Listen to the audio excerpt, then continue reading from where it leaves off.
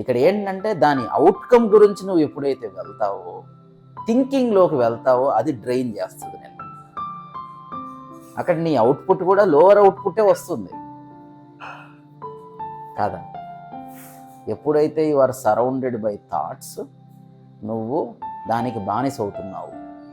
అంటే అవుట్పుట్ ఎలా ఉంటుందని బాధతో, ఇలా ఉంటుందా అలా ఉంటుందా, ఇదంతా ఓవర్ థింకింగ్. ఇప్పుడు మీరు ఒక ప్రాజెక్ట్ చేశారు, ఒక క్లయింట్ వచ్చేదో అడిగాడు, నువ్వు కోడింగ్ చేసావు, ఫైల్ పంపావు, అయిపోయింది. అది క్లయింట్కి నచ్చుతుందా? నువ్వు ఎప్పుడైతే దీని గురించి ఆలోచించవో ఆ ప్రోడక్ట్లో కూడా అంత వర్త్ ఉంటుంది. ఎందుకంటే నువ్వు ఆ నీడ్ని అడ్రస్ చేస్తున్నావు క్లియర్లీ. దీంట్లో ఎక్కడ థింకింగ్ లేదు. So thinking is not needed అన్నమాట. నీకు సుఖంగా జీవించడానికి ఓవర్ థింకింగ్ని తీసేయగలిగితే చాలు.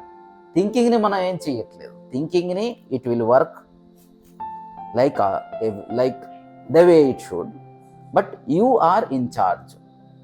నువ్వే ఇన్ఛార్జ్ అవ్వాలన్నమాట, మనసు కాదు. కోడింగ్ చేయాలంటే థింక్ చేయాలి కదా, అది డిఫరెంటా మళ్ళీ? అది సి, ఏ పనికైనా థింకింగ్ చేయాలి. ఏ పని చేయాలన్నా you have to think. Over thinking is what is wrong. ఎప్పుడైతే నువ్వు ఓవర్ థింక్ చేస్తావో అవుట్పుట్ ఓరియంటెడ్గా నువ్వు వెళ్ళిపోతున్నావు అనమాట. దీని గురించి, దీని అవుట్పుట్ ఎలా ఉంటుంది, వాడికి నచ్చుతుందా నచ్చదా. ఎప్పుడూ థింకింగ్ తప్పు కాదు. You should not leave work.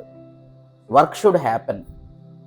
Work ఏది వదలదు. ప్రావిజన్ షాప్ ఉంది, you can SIT in provision shop and become enlightened.